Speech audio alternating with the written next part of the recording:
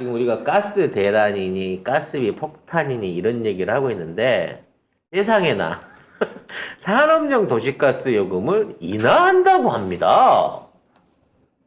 참. 욕해도 돼요? 이 산업용 도시가스 도매요금이 11개월 만에 인하됐습니다. 산업부는 1월부터 민수용을 제외한 상업용과 도시가스 발전용 도매요금이 국제유가와 환율 인하로 천연가스 원료비가 내려 1월부터 도매요금을 인하했다고 밝혔습니다. 왜 주택용은 안 해주는 거야? 네. 왜 주택용은 안 해주는 거야? 그러니까 올리는 거야. 똑같은 이유야. 똑같은 이유인데 가스 가격이 국제 가스 가격이 내렸기 때문에 산업용은 깎아주고 어. 가정용은 국제 가스값이 내렸는데도 올리는 거죠. 근데 지금 그 기사의 이유를 들어보면 깎아주는 이유는 그거예요.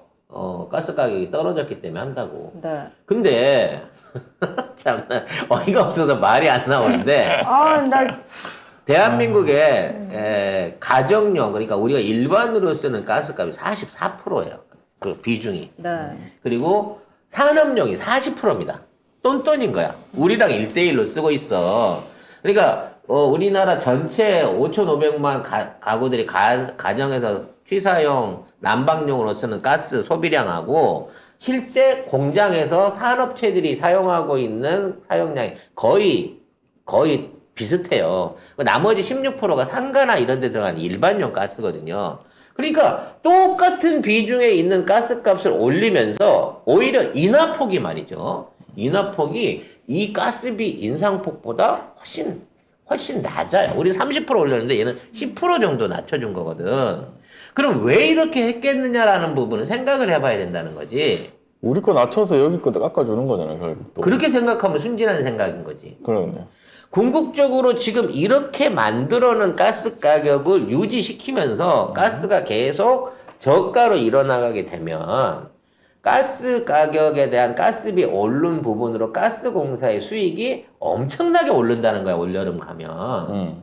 이 미친 것들이 4월 달에 한 번 더 올리고 6, 7월 달 되면 그때 조금 깎아줄까 고민해 보겠다라고 얘기를 하고 있는 거예요. 근데 우리는 전쟁 났을 때 가격으로 지금 가스비를 올려버린 상태야. 그러면서 산업용들, 그러니까 기업하는 애들이 똑같은 수준으로 올라가면 힘들까봐 기존에도 쌌어요. 문재인 정부 때도 싼 거 맞아. 견딜 수 있는 만큼 최저가 유지했으니까. 그러니까 조금 산업용은 형평성에 맞춰서 올리긴 올려야 되니까 조금 덜 올릴까가 아니고 더 깎아줘 버림으로써 오히려 문재인 정부 때보다 더 싼 가스 가격을 쓸 수 있게 만들어준 거야. 이렇게 되면 발전 대기업들과 가스를 활용하는 대기업들이 얼마든지 가스를 펑펑 쓸 수 있는 여건을 만들어준 거거든요. 그래 놓고 서민들을 위해서 이게 이런 정책을 하고 있다는 거야. 이게 지금 가스공사 사장이 철도공사 사장 하던 최연애가 옮겨가자마자 이게 한 달 반? 거의 2달이 못 돼서 일어난 일이에요. 지금 그 가스공사는 연이익이 2조 원의 영업이익이 2조 원이 달성이 됐대요. 근데 이제 올해가 지나고 나면 이게 6조 원, 10조 원 규모로 늘어나겠죠.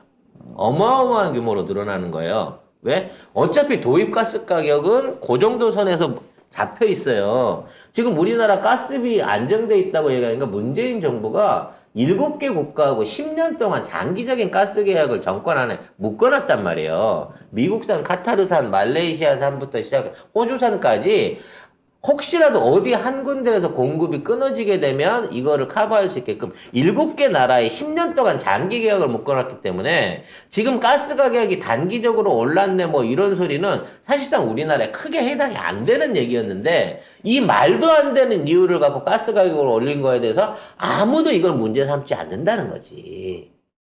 그럼 왜 그랬을까? 라는 부분을 찾아놓고 봤을 때 갑자기 가스 외교에 관한 YTN 뉴스가 나옵니다. 아니, 이거는 옛날 거예요. 이게 새롭게 조명을 받고 있는 거예요. 즉, 가스공사가 1조 6천억을 들여가지고 가스전 개발을 하기 위해 투자를 했는데 이게 결과적으로 현재 가격 값어치가 600억도 안 된다는 거예요. 그러니까 투자했던 금액의 4%에도 못 미치는 금액이에요.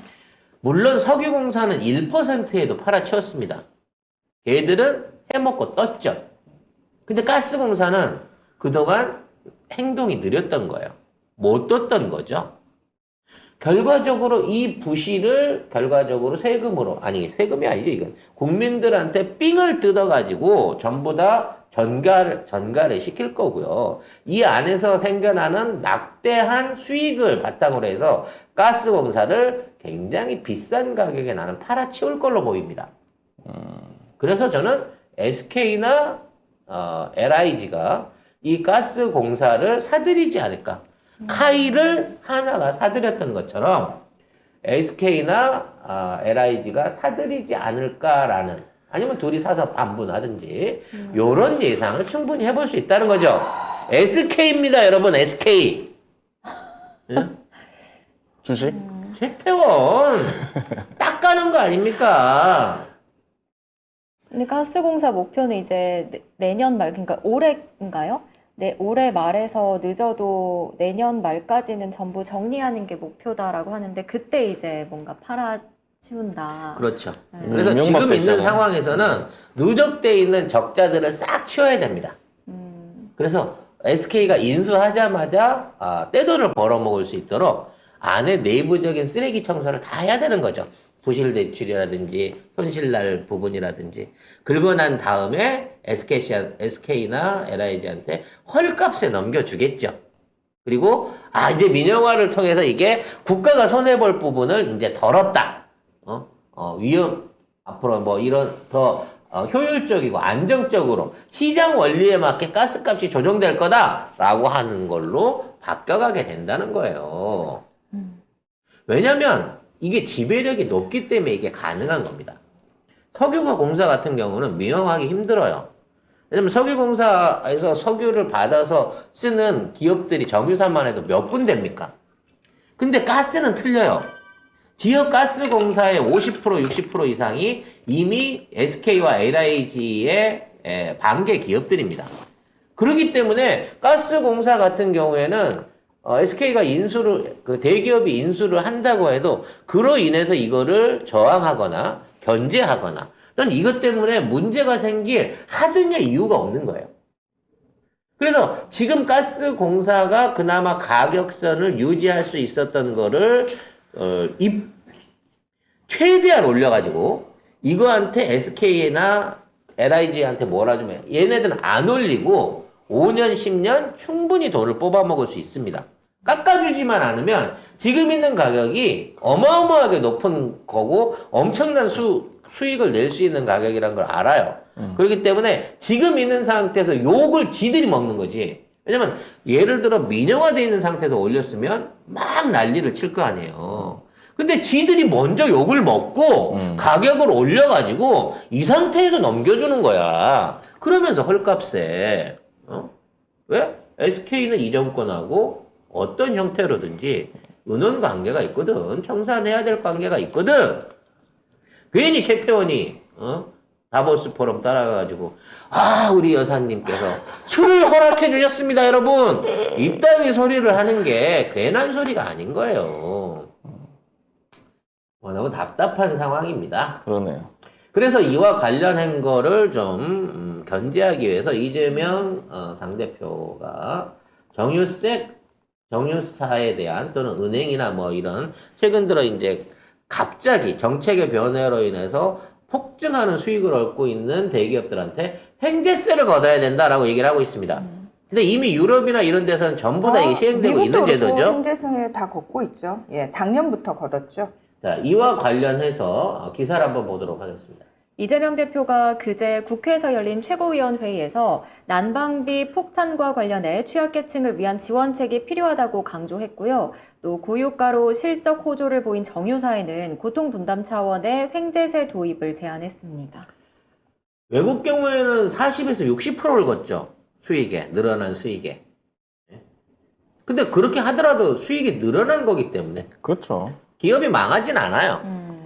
아니 정상적으로 100원 물건 팔아갖고 10원씩 벌던 놈이 50원을 벌었으면, 야, 그거 40원 늘어난 중에 20원 내나 그래도 기업 입장에서는 이윤이잖아요. 물론 그 기업들도 우리 뭐 언제 우리가 그럼 손해 봤을 때 니들이 보전해 준 적 있냐 이러면서 저항을 했습니다만 사실 외신들은 그 나라의 언론들은 횡재에서 걷어야 된다라는 걸 왜 걷어야 되는지에 대해서 오히려 설명하는 보도들을 많이 내놨어요. 그래서 기업들이 찍소리도 못했어. 자, 이재명 대표의 이 발언이 어디에 있었기 때문에 오늘 오후나 이제 내일부터 사설에, 공산주의다. 이 얘네들은, 이 자유경제시장 체제를 허물려고 한다. 기업들이 이러면 다 떠난다. 이런 개소리로 컬럼들을 막 써내면서 이거 안 돼라고 지랄을 할 거예요. 왜냐면 이재명 대표가 이 말 하면 입법 시킬 거거든요. 물론 이 입법을 통해 가지고 이게 거부권 없이 시행이 되려고 하면 6개월이 걸릴 수도 있고 1년이 걸릴 수도 있습니다. 그게 참 답답한 거예요. 대통령이었으면 바로 됐겠죠. 당대표밖에, 그것도 야당의 당대표밖에 안 되기 때문에 이렇게 되는 겁니다. 하지만 그럼에도 불구하고 이러한 해결책을 안 내놓으면 지금 만들어지고 있는 보육부 빈익빈의 진짜 엄청난 고리, 기득권과 국민들에 대한 이런 현재 복지라든지 형평에 기울어진 이 상황을 개선할 방법이 없으니까 이거라도 해야 된다고 차선책을 내고 있는 거예요. 그리고 뭐 민주당이 뭐 이렇게 정부가 지금 말 안 듣잖아, 안 듣고 있잖아요. 그러니까 민주당이 소속 단체장들, 민주당 소속 단체장들하고 협의를 해서 소액이나마 가능한 범위 내에서 신속한 난방비 지원이 가능하도록 방법을 찾아보겠다라고 했거든요. 이 새끼들이 160만 가구에 대해서 뭐 난방비 지원한다 그래놓고 거기에 대한 후속 대책이 전혀 없어요. 옛날에 비트코인, 코인 관련해서 그거 갚아준다고 했을 때는 10조 원 넘는 돈이었는데 보름 만에 다 갚아줬더라고요. 근데 이거 난방비 이것도 하려고만 하면 바로 지원할 수 있거든요. 근데 지금 아무런 실제 대책을 안 세우잖아요. 근데 가스공사가 지금 뭐 그 160만 가구 할인폭을 늘렸다고 하는데 문제는 가격이 더 오른다는 소리예요, 결국에. 그렇죠. 더 오른데 그거 깎아봤자 그거 비슷한 거야, 똑같은 거야 지금이랑. 가격을 올려놓고 깎아줄게라고 이 앞에서 눈 가리고 아웅하는 거고요. 당장 이달에 깎아주는 게 아니에요. 4월 지나서 깎아줄 거예요. 언제 깎을지는 모르는 언제 깎을지도 몰라. 깎아만 준다 그랬고 안 깎을 수도 있어요. 어떻게 깎을지도 몰라. 그러니까 국민들 위해서 가는 법안이라든지 제도는 그냥 완행의 초슬로우로 진행하는 거고, 누군가 특정 이득을 받을 수 있는 애들이 한게 되면은 비트코인 가격 까주든가, 미분양 주택 사주든가 이런 것들은 신속 정확하게, 무슨 뭐 공기업들 부동산 매각 이미 다 끝났어. 강남에 있는 부동산들은 누가 사갔는지도 몰라. 얼마에 팔렸는지 뉴스도 안 나와. 비공개로 다 진행해버려가지고. 지금 이런 도둑들이 온 나라 안에 바글바글 설치고 있다는 거죠. 그나마 다행인 거는 그 이재명 대표가 민주당 소속 단체장들이 어떻게 해서 거기라도 그래서 어떻게 해보자. 경기도지사도 뭐 160억 정도 얘기를 했고요. 일부 지자체에서 이제 난방비 지원을 합니다만 사실 이거를 일부 계층에만 된다고 하는 것 자체가 또 나중에 포퓰리즘 논란을 부를 수 있는 거거든요. 포괄적으로 할 수 있는 방안을 찾아야 돼요. 말 그대로 뭐 연료 지원비 같은 형태로 해갖고 두 당 얼마씩 나눠주게끔 추경을 해갖고 난방 보조비 같은 것들을 지금 신속하게 지급한다든지 이런 방식으로 해줘야 되거든요. 그냥 똑같이 머릿수대로 나눠주면 되잖아. 다 대한민국 국민들한테는. 이건희도 줘. 5만 원 정도 주자고 두 당으로. 하지만 진짜 이건희는 죽었어요. 이재용한테도 5만 원 줘. 그리고 안 받아갈 사람 반납하라 그래. 라는 방식으로 파우처를 지급해 보자고. 근데 그런 류의 대안이 있는데도 불구하고 전혀 실행이 안 된다는 거예요. 그 이재명 대표가 또 7.2조 지원금 지급을 제안을 했는데 뭐 정부는 답이 없습니다. 아예 생각이 언급도 없어. 안 하고 있습니다.